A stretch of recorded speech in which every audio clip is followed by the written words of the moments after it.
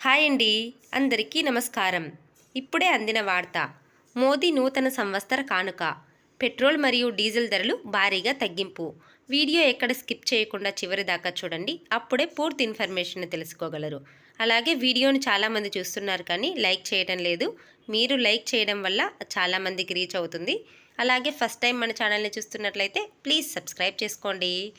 Petrol మరియు diesel ధరలు భారీగా తగ్గనున్నాయి. వాహన చోదకులకు గుడ్ న్యూస్. ఇంధన ధరలు భారీగా తగ్గే అవకాశం ఉంది. 2024లో లోక్సభ ఎన్నికలు రానున్న విషయం తెలిసిందే. ఈ ఎన్నికలకు ముందే పెట్రోల్ మరియు డీజిల్ ధరలు తగ్గే అవకాశం ఉంది. ఇంధన ధరల్లో భారీ కోత ఉంటుందని కేంద్ర ఆర్థిక మంత్రిత్వ శాఖ వర్గాలు తెలిపాయి. పెట్రోల్ ధరపై ₹10 వరకు తగ్గే అవకాశం ఉందని వెల్లడించారు. అంతర్జాతీయ మార్కెట్లో ముడి చమురు ధరలు తగ్గుముఖం పట్టాయి.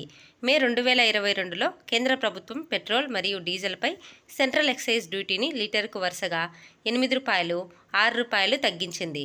ప్రస్తుతం ఢిల్లీలో లీటర్ పెట్రోలు ₹96.72కు విక్రయిస్తుండగా డీజిల్ ₹89.62గా ఉంది. ముంబైలో లీటర్ పెట్రోలు ₹106.31, డీజిల్ ₹94.27గా ఉంది.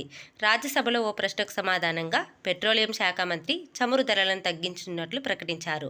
మోదీ ప్రభుత్వం తీసుకున్న నిర్ణయాలు చమురు సంస్థలను లాభాల బాటలో నడిపించాయి. దీంతో లీటర్పై ₹10 వరకు లాభం వస్తున్నట్లు తెలుస్తోంది. గతంలో దేశీయ చమురు సంస్థలు నష్టాల్లో ఉన్నప్పుడు కేంద్రం రాయితీలు, ఆర్థిక సాయం అందించి అండగా నిలిచింది. ప్రస్తుతం లాభాలు వస్తుండటంతో ఇక ఇంధన ధరలను తగ్గించినా కూడా ఇబ్బంది లేదని కేంద్రం భావిస్తోంది.